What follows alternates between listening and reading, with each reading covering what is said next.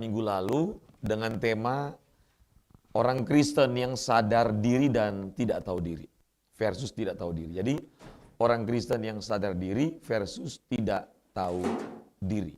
Nah, sudah keluar ya, Bapak Ibu bisa lihat slide-nya Bapak Ibu. Kita sudah sampai kepada gaya hidup gereja mula-mula yang kelima. Dan saat ini kita akan sambung dengan gaya hidup yang ke-6 sampai yang ke-10. Tapi saya akan melandasi dengan pembacaan Alkitab yang menjadi dasar pembahasan kita pada minggu lalu dan hari ini juga. Kisah Rasul pasal 2 ayat 41 sampai ayat 47. Saya akan bacakan bagi Bapak Ibu Saudara sekalian, boleh diklik ya sekali lagi.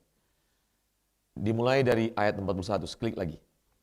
Orang-orang yang menerima perkataannya itu memberi diri dibaptis. Dan pada hari itu jumlah mereka bertambah kira-kira 3.000 jiwa. Mereka bertekun dalam pengajaran rasul-rasul dan dalam persekutuan. Dan mereka selalu berkumpul untuk memecahkan roti dan berdoa. Maka ketakutanlah mereka semua, sedang rasul-rasul itu mengadakan banyak mujizat dan tanda. Dan semua orang yang telah menjadi percaya tetap bersatu. Dan segala kepunyaan mereka adalah kepunyaan bersama. Lanjut. Dan selalu ada dari mereka yang menjual harta miliknya. Lalu membagi-bagikannya kepada semua orang. Sesuai dengan keperluan masing-masing. Dengan bertekun dan dengan sehati, mereka berkumpul tiap-tiap hari dalam bait Allah. Mereka memecah-mecahkan roti di rumah mereka masing-masing. Secara bergilir dan makan bersama-sama dengan gembira, dengan tulus hati. Sambil memuji Allah. Dan mereka disukai semua orang. Dan tiap-tiap hari Tuhan menambah jumlah mereka dengan orang yang diselamatkan. Nah, Bapak Ibu Saudara sekalian, kita sudah membahas gaya hidup gereja mula-mula dari gaya hidup yang pertama sampai kelima. Saya akan review sedikit supaya kita punya jembatan untuk menyambung apa yang telah kita bahas minggu lalu dan lanjutan pada minggu ini atau pada hari ini. Gaya hidup jemaat Kristen awal ditandai dengan kehidupan yang penuh kuasa. Menurut catatan Kisah Rasul pasal 2 ayat 41. Mereka penuh kuasa dan memiliki otoritas dalam kehidupan mereka. Perkataan mereka memiliki kuasa, kehidupan mereka memiliki kuasa dan memiliki otoritas. Ya. Gaya hidup mereka yang kedua adalah, boleh lanjut lagi. Mereka memiliki gaya hidup bertekun dalam pengajaran rasul-rasul Kristus. Artinya mereka setia mempelajari ajaran-ajaran yang diajarkan oleh rasul-rasul Kristus. Kenapa? Karena mereka tahu bahwa apa yang diajarkan oleh rasul-rasul Kristus, itulah ajaran yang murni, yang bersumber dari apa yang mereka terima dari Kristus. Yang bersumber dari apa yang mereka terima dari Kristus pada waktu rasul-rasul dibina, dimuridkan oleh Kristus Yesus. Ya, jadi ini penting sekali untuk kita perhatikan bahwa gaya hidup yang kedua dari gereja Kristen awal, mereka bertekun dalam pengajaran rasul-rasul.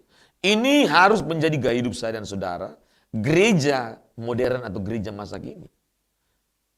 Kehidupan iman kita dibangun dalam ketekunan, membangun fondasi kekristenan kepada pengajaran rasul-rasul yang diterima langsung dari Kristus. Kenapa harus pengajaran rasul-rasul Kristus? Karena ajaran-ajaran yang lain. Ada pengajaran-pengajaran yang lain yang berbeda dari ajaran rasul-rasul Kristus yang diajarkan kepada jemaat pada waktu itu. Ini penting sekali, ya.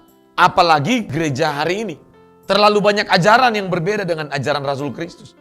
Dan gereja Tuhan harus konsisten, harus bertekun, komitmen dalam pengajaran rasul-rasul Kristus. Tidak boleh tergoda dengan pengajaran yang lain. Pak, apa tanda pengajaran rasul-rasul? Tandanya adalah pengajaran rasul-rasul hanya mendorong, memuridkan, membimbing, mengajar gereja Kristen awal untuk satu, fokus hanya melayani Kristus Yesus, bukan melayani diri mereka. hanya fokus kepada Kristus, tidak boleh kepada dunia ini. Itu ciri khas mereka. Nah ini penting sekali. Jadi hidup yang dipersembahkan hanya kepada Kristus. Lanjut yang ketiga. Gaya hidup gereja Kristen awal atau gereja Kristen mula-mula.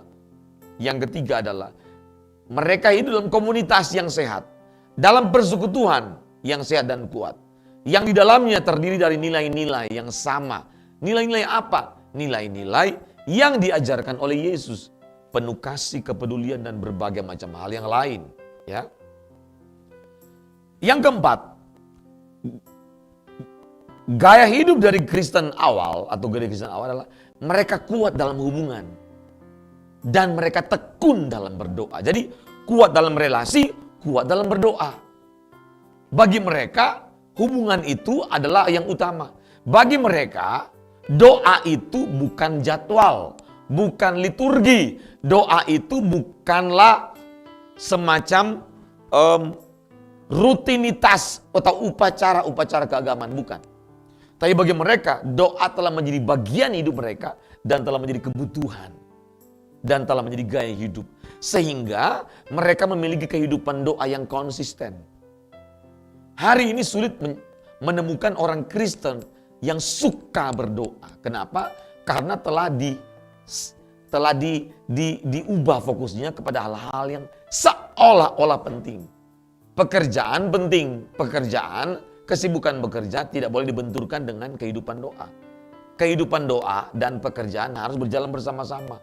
Orang yang percaya Kristus memiliki tanda atau gaya hidup, dia pasti rajin bekerja dan pasti rajin berdoa. Tidak bisa bilang, saya kan sudah bekerja capek Pak, saya nggak ada waktu lagi berdoa. Nah ini orang tidak mengenal Kristus. Ya, jadi tanda kehidupan gereja mula-mula dua. Kuat dalam hubungan dan kuat dalam doa. Pertanyaannya, kita masih kuat dalam hubungan dengan orang lain dan masih kuat berdoa enggak? Ini kan sebenarnya hubungan vertikal, hubungan horizontal. Ya ini, yang keempat ini. Yang kelima. Gereja mula-mula pada waktu itu, mereka memiliki wibawa ilahi. Dan hidup mereka penuh mujizat. Mereka melakukan berbagai macam mujizat. Orang sakit sembuh, tanda-tanda heran menyertai mereka. Tetapi hari ini, untuk yang berhubungan dengan tanda-tanda heran, mujizat, tidak boleh menjadikan utama. Kenapa? Karena dulu itu memang perlu, sangat perlu. Kenapa? Karena orang belum percaya, orang belum mengenal. Banyak orang itu hidup dalam penyembahan berhala. Kalau hari ini orang sudah mengenal Tuhan, dan konteks gereja Kristen hari ini yang harus kita fokus adalah bagaimana kita fokus kepada perubahan hidup yang menjadi mujizat terbesar manusia. Jadi mujizat terbesar manusia adalah perubahan hidup, bukan perubahan dari sakit kepada kesembuhan. Bukan saya nggak percaya. Yang namanya mujizat saya sangat percaya. Yang namanya kuasa saya sangat percaya dan kita butuh semua itu. Tapi itu bukan tujuan gereja. Itu hanya tanda membawa orang untuk mengenal Allah. Tapi ketika kita sudah mengenal Allah seperti hari ini, sudah menjadi orang Kristen 5 tahun, 10 tahun, 15 tahun, 20 tahun, maka fokus kita adalah perubahan hidup yang adalah mujizat terbesar kita. Itu yang menjadi fokus kita harusnya. Nah, sekarang kita lanjutkan kepada gaya hidup gereja mula-mula yang ke-6. Mari kita lanjut. Gaya hidup gereja Kristen mula-mula yang ke-6 adalah mereka memiliki kesatuan hati yang sangat kuat. Mereka sehati. Mereka sehidup semati. Buktinya dalam Kisah Rasul pasal 2 ayat 44. Dan semua orang yang telah menjadi percaya tetap bersatu, sehati, dan segala kepunyaan mereka adalah kepunyaan bersama. Sehidup semati, milikmu adalah milikku, milikku adalah milikmu, kecuali pasangan hidup, istri atau suami. Nggak boleh. Kalau makanan milik bersama, barang-barang boleh milik bersama, tapi istri, suami itu milik masing-masing. Jelas? Jangan pakai ayat ini untuk berarti Pak, kita kalau namanya sudah menjadi satu, sehidup semati, Berarti semua itu milik bersama dong Pak. Rumah milik bersama termasuk istri suami milik bersama. Anda salah, gagal paham. Milik bersama itu memiliki kesatuan hati, senasib sepenanggungan, sehidup semati. Ada yang bermasalah kita bantu, ada yang butuh bantuan kita bantu. Anda yang berkelebihan bantulah kepada orang yang lemah, yang kuat dukung yang lemah. Yang susah dihibur oleh orang yang saudara seiman yang lain. Itu namanya sehidup semati, kuat dalam kesatuan hati. Hari ini sulit untuk kita bisa sehidup semati atau sehati antar orang percaya. Kenapa? Iblis ini Bapak Ibu, mari kita lihat. Fokus iblis adalah, klik lagi. Fokus iblis adalah memecah belah kesatuan antar manusia dengan Allah. Ini fokus iblis. Fokus iblis adalah memecah belah kesatuan antar manusia dengan manusia. Jadi memang dari dulu iblis punya visi dan fokus cuma satu. Iblis tidak pernah berganti pekerjaan. Iblis tidak pernah berganti visi. Manusia sudah ganti visi berapa kali. Tapi iblis tidak pernah ganti visi. Dia komitmen dan konsisten. Jadi iblis ini punya kelebihan komitmen dan konsisten dengan visinya. Dan fokus dengan apa yang menjadi pekerjaannya. Pekerjaan iblis dari dulu hanya memecah belah, memecah belah, memecah belah. Apa? Memecah belah hubungan antara manusia dengan Allah. Ya. Memecah belah antar hubungan manusia. Bapak dan anak dipecah belah, orang tua dan anak dipecah belah. Antar saudara dipecah belah. Ada aja dia bikin konflik. Karena pekerjaannya iblis cuma itu. Ciptakan konflik antar manusia. Ciptakan konflik antar suku, antar bangsa, antar keluarga. Antar sesama pekerja. Pemerintah dan masyarakat diciptakan konflik. Ya sekarang kayak undang-undang cipta kerja lah. Ya, iya Pak, semua itu dibalik itu pasti ada benih-benih yang iblis tanamkan dalam diri manusia. Dari dulu kerjanya itu. Ya, memang pekerjaannya dia itu tidak pernah berganti. Ada manusia hidup mungkin selama hidup ganti 10 kali ganti pekerjaan. Iblis konsisten. Tidak pernah ganti pekerjaan. Tidak pernah ganti visi. Dan tidak pernah ganti fokus. Fokusnya memecah belah hidup antara manusia dengan Allah dan antar manusia. Orang tua anak dipecah belah. Antar saudara, kakak adik dipecah belah. Ada aja masalahnya. Entah itu masalah harta, masalah uang, atau masalah apa saja. Hati-hati kita. Ya, kalau iblis mulai menanamkan benih kebencian kita kepada sesama saudara, pada saudara kandung nih. Ternyata apa? Cuma masalah apa? Barang. Atau orang tua dan anak. Masalah barang lagi. Waduh, kasihan. Saya tanya sama anak-anak saya, apa yang papa paling gak suka kalau kalian berantem? Berantem masalah apa? Saya tanya sama mereka. Saya mau tes, mereka masih ingat gak ajar didikan saya. Makanan. Saya paling tidak suka kalau orang berantem gara-gara makanan, Bapak Ibu. Dan saya ajarin kepada anak-anak saya. Di keluarga saya ajarin. Besong, kalian tidak boleh berantem gara-gara makanan. Itu memalukan. Memalukan. Itu perkelahian yang persoalan yang paling bawah, dasar, yang tidak perlu dipersoalkan, persoalkan. Halo? Banyak orang berantem gara-gara makanan. Suami istri berantem gara-gara makanan, lucu. Orang tua anak berantem gara-gara makanan, itu pasti lucu. Sesama saudara berantem gara-gara makanan, pasti lucu. Adik kakak berantem gara-gara makanan, lucu sekali. Aduh, kalau cuma masalah perut berantem, itu terlalu, mohon maaf ya. Nilai kualitas hidup kita, karakter kita rendah sekali, buruk. Buruk banget, ya, kalah sama hewan. Tidak ada anjing induk atau mamanya anjing ini berantem sama anak anjing masalah makanan, nggak ada. Coba lihat aja. Tapi kalau misalnya kita berantem gara-gara makanan, memalukan Bapak Ibu, ya. Jadi jangan mau dipecah belah. Apa yang ditanamkan? Iri hati, atau misalnya antara rekan kerja, ya, antara rekan kerja. Mulai bikin blok-blok di kantor. Yang blok suku atau blok sesuai selera atau sesuai dengan bentuk komplain yang dikomplain kepada bosnya itu sama ternyata. Mereka kan pasti bikin blok. Jenis sakit hatinya sama. Jenis kekecewaan kepada bosnya sama. Pasti mereka akan kumpul sama-sama. Dan itu benih iblis. Iblis akan menciptakan atau menanamkan benih-benih ini. Yang sama kumpul mereka. Benih sakit hati, benih kekecewaan akan kumpul. Blok-blok di kantor. Di gereja juga sama. Jemaat atau pelayan Tuhan yang mulai tidak suka dengan gembalanya akan kumpul sama-sama. Dan akan bergosip hal yang sama. Kalau Anda bekerja di kantor, sama begitu. Di gereja juga terjadi. Ini benih semua dari iblis, memecah belah. Karena itu fokus iblis kok. Ya. Nah, iblis menciptakan konflik antar manusia, tanamkan iri hati dan kebencian. Hati-hati. Orang yang hidup iri hati terus, benci terus, itu pasti menjadi budak iblis. Dan ini kita harus atasi. Ya, bagaimana cara menyembuhkan iri hati? Cuma satu, belajar memberi aja. Bagaimana cara menyembuhkan kebencian? Memberi pengampunan. Kalau iri hati menyembuhkannya apa? Dengan banyak memberi, menolong orang. Pasti sembuh itu. Karena di apotek tidak jual obat iri hati. Di apotek tidak jual obat kebencian. Yang jual cuma Tuhan Yesus.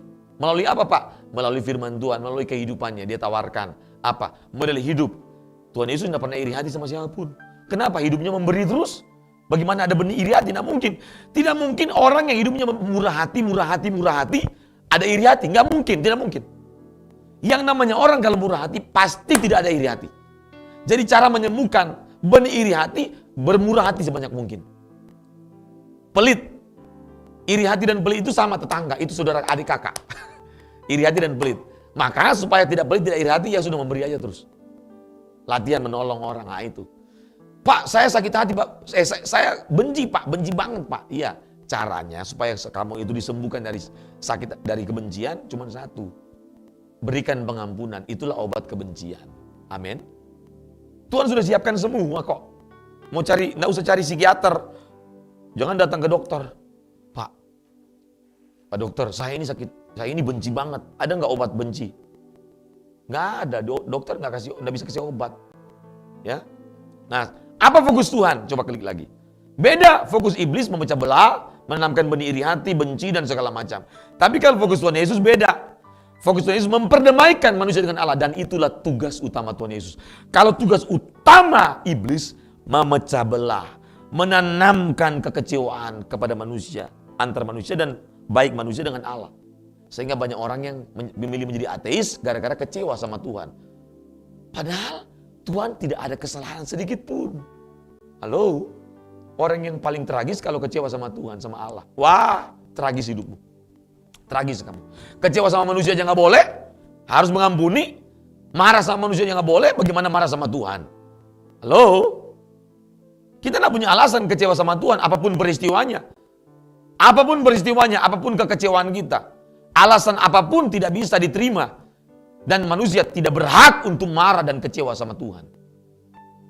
Bahaya kalau kita terlatih, terbiasa kecewa sama Tuhan. Ingat, kecewa sama manusia aja nggak boleh. Sakit sama manusia aja nggak boleh. Benci sama manusia aja nggak boleh. Apalagi kita mau benci sama Tuhan. Wah, siapa kita? Saya selalu kalau lihat hewan begitu ya. Kalau hewan lewat, saya selalu bilang begini, terima kasih Tuhan, saya bukan anjing, saya bukan babi, Tuhan ciptakan. Saya bersyukur kenapa Tuhan menciptakan saya jadi manusia. Kenapa saya bersyukur? Karena manusia itu adalah makhluk ciptaan yang paling mulia. Kenapa paling mulia? Karena diciptakan segambar dan serupa dengan Allah. Ini kehormatan, kemuliaan abadi yang Tuhan berikan kepada manusia. Kok kita komplain, sering bersungut-sungut, apalagi yang sering marah sama Tuhan, marah dengan keadaannya. Untuk apa? Ini tidak mengenal Tuhan berarti. Saya bersyukur. Walaupun misalnya dalam keadaan terbatas, nggak punya apa-apa. Saya waktu lihat anjing lewat, ayam lewat, kucing lewat, babi lewat. Saya dalam hati, terima kasih Tuhan, saya diciptakan manusia, bukan hewan. Amin. Apapun keadaanmu, Anda punya 1000 alasan untuk bersyukur. Oh Pak, tapi kan saya nggak ada duit sekarang Pak. Tetap, apa alasannya? Anda bukan hewan. Amin. Amin. Bayangkan Anda jadi semut, gimana kira-kira? Anda menjadi buaya, wah. Tapi kita bersyukur, kita masih hidup sampai hari ini dan sebagai manusia. Amin, saudara. Waduh. Bersyukur. Saya pernah dengar kesaksian kemarin, ada orang bertanya sama Bapak Eras di Alkitab. Anda bertanya, Alkitab menjawab. Dia hidup dengan istri yang tukang komplain, bersungut-sungut terus. Sudah berapa tahun, belasan tahun, apa puluhan tahun ya. Aduh, saya bisa bayangkan. Kalau saya hidup dengan istri tukang komplain, bersungut-sungut dari pagi sampai malam, bersungut-sungut terus, bersungut-sungut, mulut maju sampai 5 cm mungkin ya. Waduh, gak ada yang tahan. Amsal bilang, kalau kita tinggal dengan istri yang begini, Lebih baik kasih tinggal di sudut soto rumah. Itu kata Amsal. Artinya, aduh dari pagi sampai malam kerjanya cuma bersungut-sungut. Kenapa? Nggak bisa menerima keadaan. Ini bahaya ini. Fokus Tuhan memperdamaikan antara manusia dengan Allah. Fokus iblis beda, memecah belah, menanamkan kebencian. Jadi kalau ada orang yang kemana-mana cuma ngomongin orang, untuk supaya orang benci sama itu, benci sama gembalanya, benci sama bosnya, benci sama temannya, benci sama saudaranya, benci sama orang tuanya, benci sama rekan kerjanya. Ini pasti yang namanya antek-antek iblis. Jadi kalau Bapak Ibu sering ngomong-ngomong, tanamkan kebencian supaya orang ini benci sama orang yang kita benci juga. Supaya orang ini kecewa sama orang yang kita kecewa juga. Berarti itu apa? Antek-antek iblis. Itu bukan gaya hidup gereja Tuhan, bukan. Fokus Tuhan Yesus menciptakan perdamaian antar manusia dan membangun kerukunan. Semua kerukunan, kedamaian, itulah gaya hidup Tuhan. Tuhan tidak pernah menciptakan gaya hidup yang penuh konflik dan peperangan dan berbagai macam perkelahian. Gak ada. Karena sifat Allah, karakter Allah adalah pendamai. Amin. Penuh kasih. Itulah sifat Allah, itulah karakter Allah. Tidak ada dalam diri Allah yang karakternya itu benci. Provokator. Tidak ada dalam diri Allah. Tidak ada. Ya. Nah, itu yang keenam. Sekarang gaya hidup. Gaya hidup gereja Kristen awal yang ketujuh apa, Pak? Gaya hidup mereka penuh kasih dan mengutamakan kebersamaan. Penuh kasih, sikapnya penuh kasih, gaya hidup mereka penuh kasih, perbuatan mereka penuh kasih. Seluruh hidup mereka itu memancarkan kehidupan yang penuh kasih. Itu catatan Alkitab, bukan saya karang-karang. Mereka hidup bersama dalam komunitas yang sehat dan bukan menekankan individualistik, bukan menekankan sikap egois. Dalam gereja Tuhan di Kisah Rasul pasal 2 ini mencatat gaya hidup gereja Kristen mula-mula ini yang ketujuh, penuh kasih dan mengutamakan kebersamaan, bukan individualistik. Dahsyat sekali. Ini di ayat yang ke-44. Dan semua orang yang telah menjadi percaya tetap bersatu. Dan segala kepunyaan mereka adalah kepunyaan bersama. Amin. Wow, ini gaya hidup mereka di gereja mula-mula yang dulu ribuan tahun yang lalu. Ini tidak pernah ketinggalan zaman. Selalu apa yang diajarkan Alkitab selalu up to date. Amin. Selalu up to date. Selalu up to date. Relevan terus. Tidak pernah ketinggalan zaman. Seharusnya gaya hidup gereja mula-mula harus kita kenakan di zaman sekarang. Itulah obat untuk menyembuhkan dari sikap egois gereja hari ini. Ya hanya sibuk dengan dirinya sendiri. Bangun gedung terus. Perbaiki menara terus. Perbaiki. Ganti AC. Tambah alat musik. Tambah lagi lighting. Padahal banyak jemaat yang masih susah. Halo. Hanya fokus kepada bangunan, barang-barang, benda-benda. Tapi tidak fokus kepada kehidupan manusianya. Itu bukan fokus gereja. Ya. Lanjut. Fokus iblis adalah menciptakan kehidupan yang penuh keegoisan, individualistik. Fokus iblis adalah menciptakan kehidupan yang mengutamakan kepentingan diri sendiri. Tamak, dia menanamkan benih ketamakan dan mengambil yang bukan miliknya. Maka korupsi bertambah dari waktu ke waktu. Bahkan korupsi bukan cuma di luar gereja, dalam gereja pun dikorupsi. Uang gereja pun ada pendeta yang korupsi. Ada pengurus yang korupsi uang gereja. Itu sudah bukan rahasia lagi. Ini bukan kehidupan yang seperti gereja mula-mula. Ini bertentangan.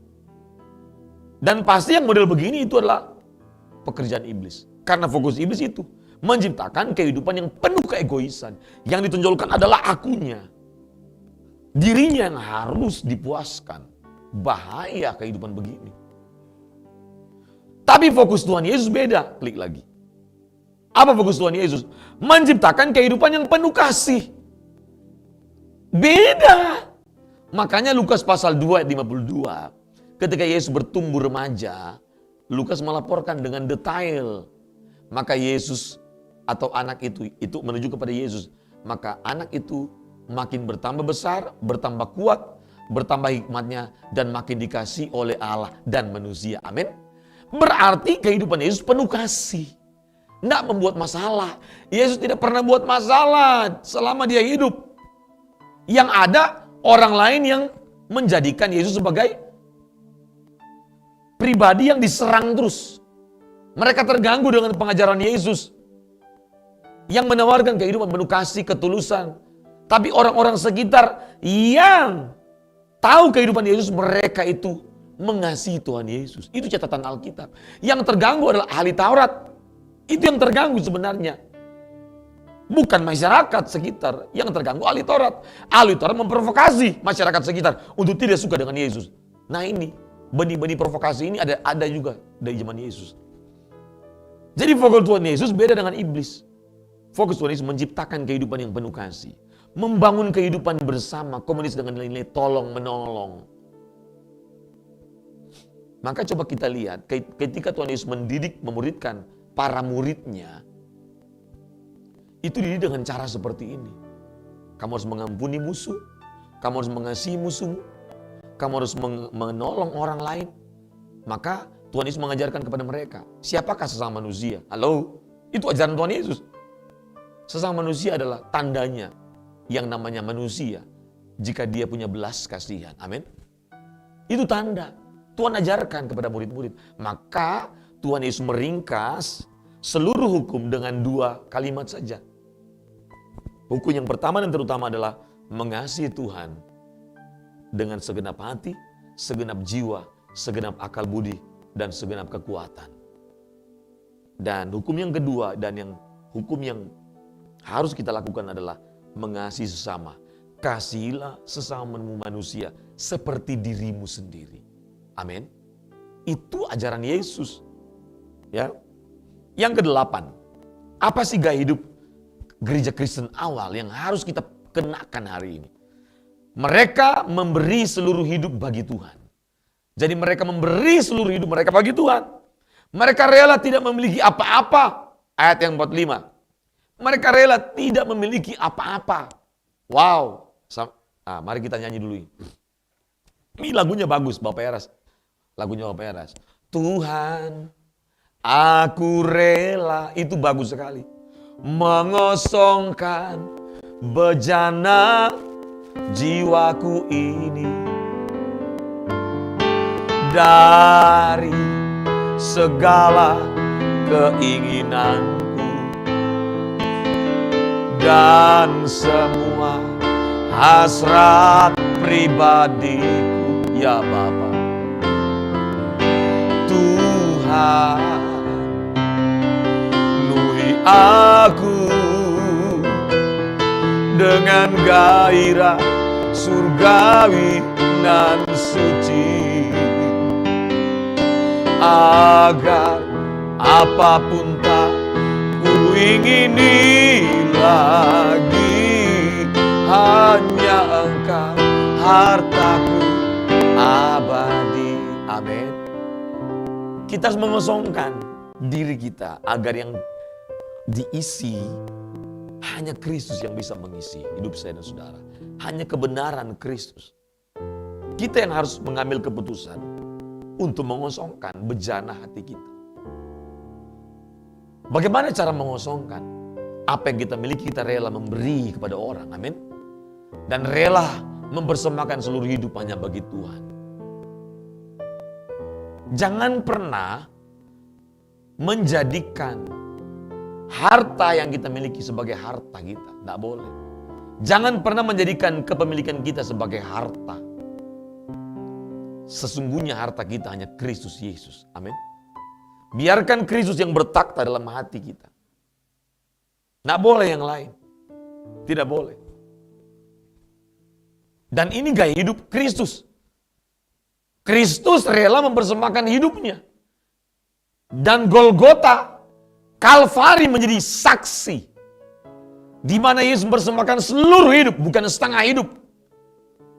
Dia bukannya persembahkan darahnya, bukan hanya penderitaan tubuh fisiknya, tapi dia persembahkan seluruh hidup. Dia persembahkan nyawanya. Dan perwira Romawi bersama murid Yohanes, Rasul Yohanes menjadi saksi bersama masyarakat yang menjadi saksi pada saat itu.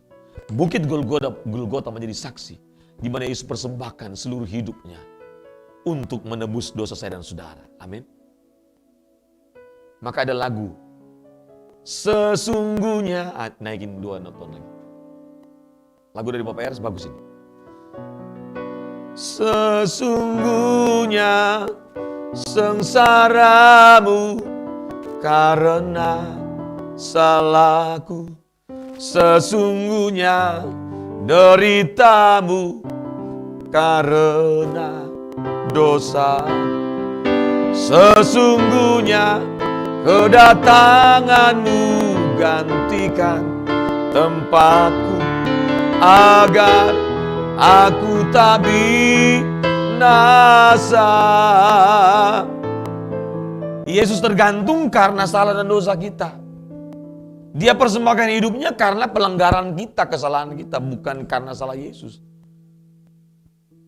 Dia rela mempersembahkan hidup demi menyelamatkan saya dan saudara. Kadang-kadang kita untuk memberi aja kita keberatan. Untuk mengampuni orang aja kita keberatan. Bukan serahkan hidup loh. Untuk menyerahkan ego kita aja kita gak mau. Ketika kita tidak mau mengampuni orang, kita sedang menjadikan diri kita sebagai tuan atas hidup. Seharusnya hidup kita bukan milik kita. Ketika Yesus menebus dosa saya dan saudara, kepemilikan telah berganti. Telah menyerahkan, serah terima kepemilikan dari kita kepada Kristus. Pertanyaan saya adalah, apakah kita sudah serah terima hidup kita kepada Kristus? Apakah kita sudah menyerahkan hak hidup kita kepada Kristus? Atau belum? Kenapa kita sulit mengampuni orang? Karena kita belum menyerahkan hak kepemilikan kita kepada Kristus. Makanya Paulus bilang, namun aku hidup, tapi bukan aku sendiri yang hidup. Tapi Kristus yang hidup dalam aku. Dan hidup yang kehidupi sekarang di dalam daging bukanlah hidupku sendiri, tapi Kristus. Melainkan Kristus yang hidup di dalam aku. Amin. Harus sampai ke sana kita. Kenapa kita belum bisa menyerahkan? Karena dengar baik-baik. Kita tidak pernah memutuskan untuk mengikuti Via Dolorosa. Perjalanan iman kita yang benar adalah bagaimana supaya kita sampai kepada tahap kita memberi seluruh hidup kepada Allah. 1. Jalani Via Dolorosa. Pilih perjalanan iman Via Dolorosa. Berjalan ke Golgota untuk menyerahkan hidup kita. Amin. Halo? Halo? Kenapa kita sulit mengampuni orang? Karena kita belum berjalan ke Golgota. Untuk menyerahkan hidup sepenuhnya kepada Tuhan tidak ada jalan lain Bapak Ibu. Cuman satu pilihan jalannya apa? Berani mengambil jalan ke Golgota untuk menyerahkan seluruh hidup kita untuk dimiliki oleh Allah. Amin. Halo? Berat sekali. Tidak mudah mengampuni. Tadi malam Bapak Ibu, saya mengajak keluarga saya menonton film. Ini Bapak Ibu harus nonton film ini. Judulnya adalah A Question of Faith. Jadi judul filmnya A Question of Faith. Pertanyaan iman. Karena banyak sekali pertanyaan iman. Kenapa begini terjadi, kenapa begini. Hiduplah 3 keluarga Bapak Ibu. 1 gembala jemaat Bapak Ibu. Gembala jemaat besar. Ya, dan gereja itu ada dipenuhi dengan negro semua, orang kulit hitam semua. Wah, gereja besar sekali. Gembala ini punya anak 2, satu yang sudah berusia 18 tahun atau 20 tahun, satu masih usia kurang lebih sekitar mungkin masih 12-13 tahun. Kecil, laki-laki. Anak yang kedua laki. Yang satu keluarga kontraktor, pemborong bangunan, Bapak Ibu. Anaknya perempuan semata wayang. Yang satu lagi, ibu-ibu punya restoran, punya anak perempuan yang nakal. Tidak dengar-dengaran. Kalau yang kontraktor punya anak, dengar-dengaran kepada orang tua, penyanyi di gereja. Kalau yang gembala ini punya anak, itu yang bungsu ini Anak yang taat kepada orang tuanya. Gembala ini terlalu sibuk dengan pekerjaan. Selain gembala, dia juga pemimpin proyek. Ada satu proyek yang dia akan bangun. Proyek itu berhubungan dengan gereja juga. Nah, kontraktor ini kepala batu. Sombong minta ampun. Tapi dia punya anak perempuan sematawayang. Ternyata anak perempuannya mengidap kanker, Bapak Ibu. Penyanyi di gereja, ini anak perempuan penyanyi, ini anak baik tapi kena kanker. Nah, ini pertanyaan iman, kenapa anak baik kok begini ya, kena kanker. Nah, ternyata satu waktu Bapak Ibu, anak gembala jemaat ini itu akan bermain basket. Istrinya pesan sama Pak Gembala ini. Tolong kamu yang jemput ya, antar dia untuk main basket. Ini lomba basket, pertandingan basket. Dan kamu harus antar, saya tidak bisa, saya ada rapat wanita. Biasa kan kalau gereja itu kan ibu gembala pimpin rapat wanita. Kalau kami di GSKI namanya Wanita Suara Kebenaran Injil. Kalau di GBI namanya WBI, Wanita Bethel Indonesia. Nah, jadi ibu gembala pimpin rapat. Saya nggak ada waktu untuk antar. Tapi saya minta tolong kamu antar, jangan lupa ya. Ma, saya ada rapat, Ma. Karena rapat dengan calon untuk pemimpin proyek, calon kontraktor. Nggak bisa, pokoknya kamu jemput. Oke. Tapi kayak ragu-ragu Bapak Gembala ini. Singkat cerita Bapak Ibu, sudah jam 2 siang harusnya diantar untuk pertandingan basket, anaknya masih di sekolah.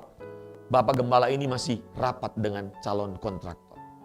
Karena perempuan lagi, gadis, lagi rapat, wah lagi seru. Anaknya telepon Bapak Gembalanya. Bapak Gembala tidak mau angkat. Anak telepon, anaknya sudah panik. Semua orang sudah pergi pulang sekolah, tinggal anaknya. Maka anaknya bermilih untuk jalan kaki. Jalan kaki di jalan raya Bapak Ibu. Ternyata anak yang tadi yang ketiga ini, ibunya, single parent ibu, yang punya restoran, yang tidak dengar-dengaran anak ini. Kan maminya sering bilang, kamu itu kalau kamu jalan bawa mobil, jangan texting. Tahu texting? Jangan SMS. Jangan SMS sambil bawa mobil. Jangan telepon sambil bawa mobil. Jangan WA, WhatsApp sambil bawa mobil. Tapi anak ini nggak dengar. Wanti-wanti dinasihati sama maminya. Nah, jadi 3 keluarga. Nah, dia bawa mobil. Nah, sambil dengar musik yang kencang Bapak Ibu. Sambil texting. Sambil dengar musik kencang, bawa mobil, texting. Wah, dia bawa terus. Dia bawa terus. Anak yang gembala ini jalan kaki Bapak Ibu. Yang remaja ini, 12-13 tahun. Bapaknya ditelepon-telepon masih meeting. Tapi terakhir bapaknya bilang, mohon maaf ya Bu, saya harus jemput anak saya. Tapi anak sudah terlanjur jalan kaki Bapak Ibu. Nah, Bapak Ibu tahu. Ternyata ketika anak menyeberang jalan, ternyata mobil yang perempuan ini, yang pemilik restoran punya anak yang perempuan ini. Ternyata dia jalan kencang terus sambil texting Bapak Ibu. Dia kaget sudah di depan anak laki-laki yang akan main basket sebenarnya. Anak dari gembala jemaat. Ternyata dia tabrak. Terjadilah tabrakan Bapak Ibu. Dan handphone anak ini hancur, bapaknya telepon, anaknya sudah nggak bisa. Dibawa ke rumah sakit.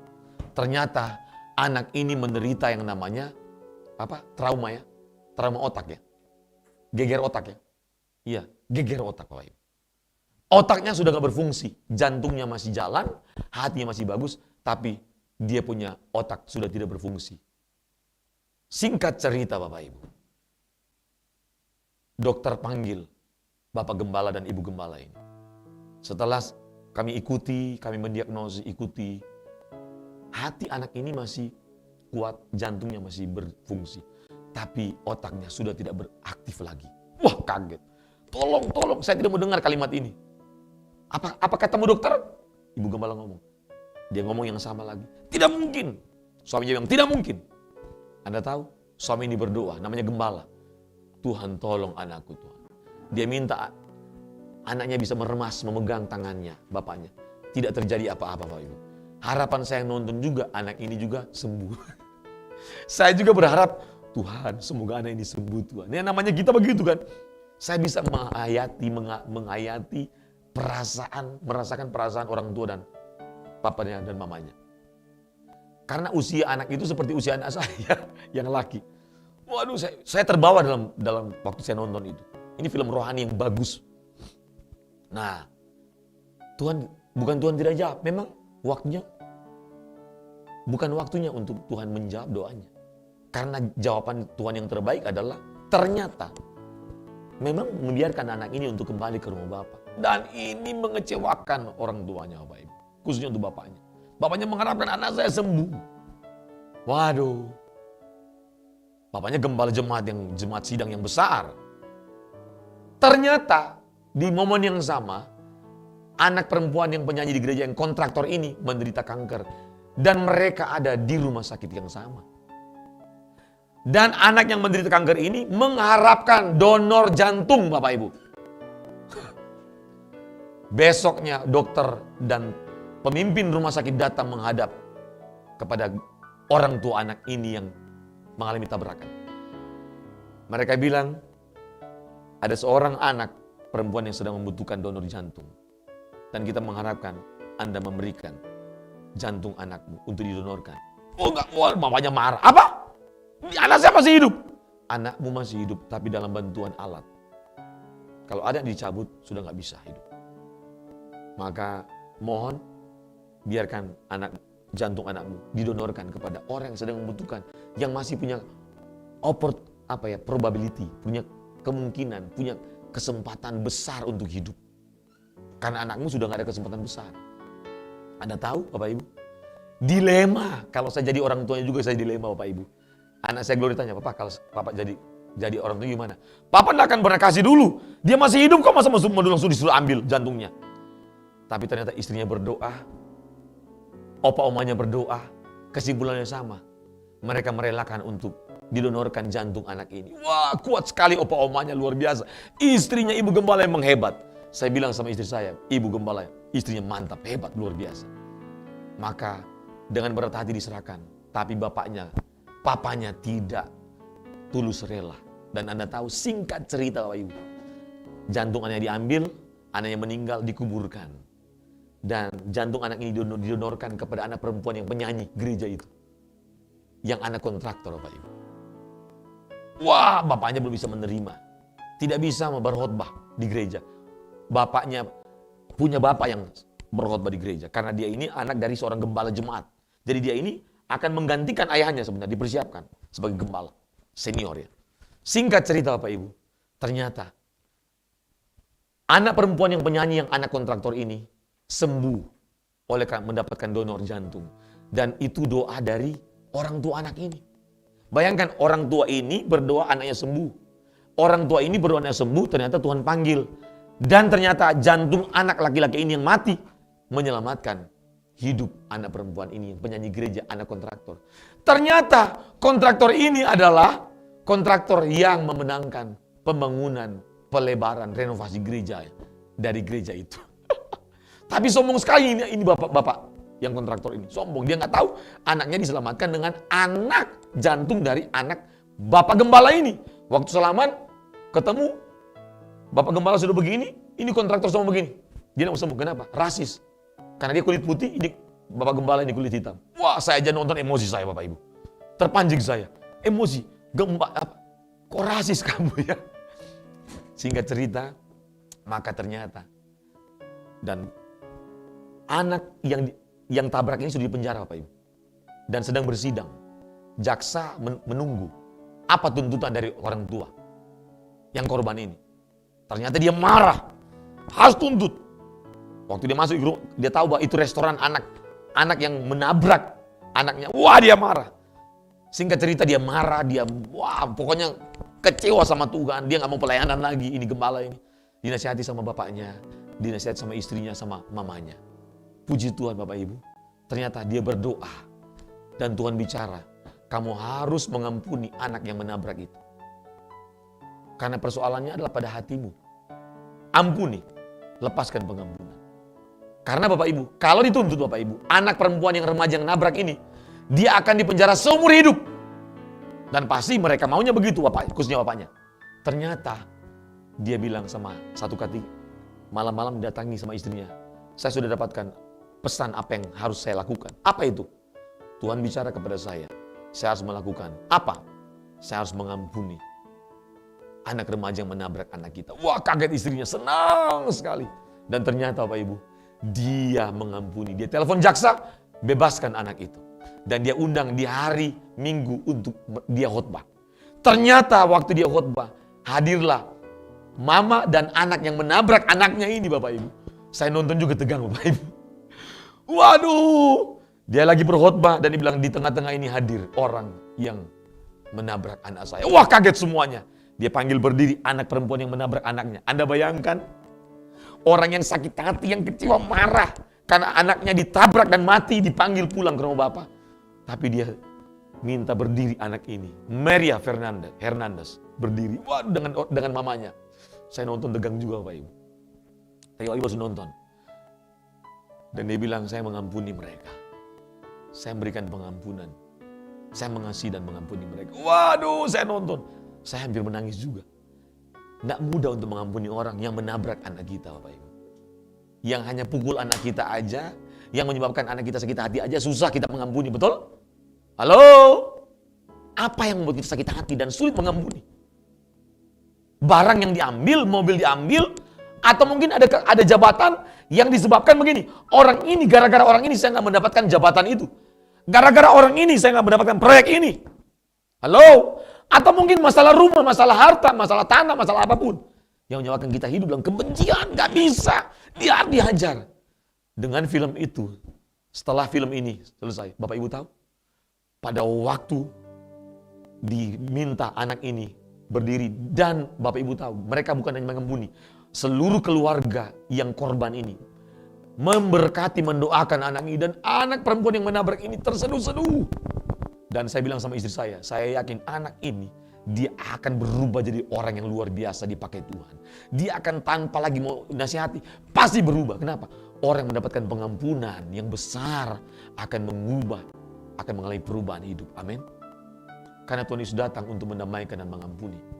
Wow. Ternyata di tengah-tengah minggu depannya lagi Bapak Ibu, mereka ibadah. Ibu gembala sedang bersaksi menyanyi. Datanglah ternyata perempuan yang mendapatkan donor jantung ini. Yang kontraktornya ini sombong sekali, tidak mau salaman dengan Bapak Gembala. Dia baru tahu bahwa anaknya itu mendapat donor jantung dari anak gembala ini. Wah, nangis-nangis. Ini kontraktor yang sombong ini. Ternyata kasih dan pengampunan adalah kekuatan untuk mengubah orang. Amin. Kasih dan pengampunan. Itulah kekuatan Kristus. Dia mengasihi dan mengampuni. Baik musuhnya maupun saya dan saudara. Itulah gaya hidup gereja mula-mula. Dan ketika bernyanyi, Ibu Gembala lagi nyanyi, ref yang kedua langsung pada waktu mereka keluarga ini yang sakit kanker masuk ke gereja, dia langsung menyambung menyanyi. Wah, langsung heboh tuh gereja. Waduh, langsung penuh dengan pujian penyembahan dan semuanya berdiri menyanyi memuji menyembah Tuhan. Ketika ada peristiwa pelepasan pengampunan, pelepasan kasih, maka ada kesembuhan hati yang terluka, hati yang benci, hati yang kecewa, hati yang amarah. Karena hanya kasih dan pengampunan obat dari semua sakit jiwa, kekecewaan, sakit hati, kebencian, iri hati atau apapun, kemarahan, kepahitan. Adakah orang yang tidak bisa Anda ampuni? Belajar dari Tuhan Yesus. Tidak ada alasan untuk tidak mengampuni. Ciptakanlah alasan untuk mengampuni mereka. Karena itulah obat untuk kehidupan saya dan saudara. Wow, dahsyat sekali, luar biasa, Bapak Ibu. Luar biasa. Saya bilang, aduh, diberkati saya. Bapak Ibu harus cari. Film itu di YouTube ada kok. Equation of Faith. Ini film bagus sekali. Harus nonton setelah ibadah ini. Nonton Bapak Ibu, nonton. Waduh, luar biasa. Masih ada 2 poin lagi Bapak Ibu. Yang ke-9 adalah gaya hidup jemaat yang mula-mula adalah memiliki gaya hidup yang apa? Mereka semangat dan sukacita tulus untuk melayani Tuhan. Mereka bersukacita. Kenapa? Bersukacita bukan karena uang, bukan karena jabatan naik, bukan karena promosi, bukan karena berkat atau kuasa. Bersukacita karena Kristus. Bapak Ibu, jadikan Kristus sebagai satu-satunya sumber sukacita kita dan semangat untuk melayani, bukan uang. Yang ke-10 adalah gaya hidup mereka fokus melayani perasaan Tuhan, bukan perasaan diri sendiri. Amin. Mari kita bangkit berdiri.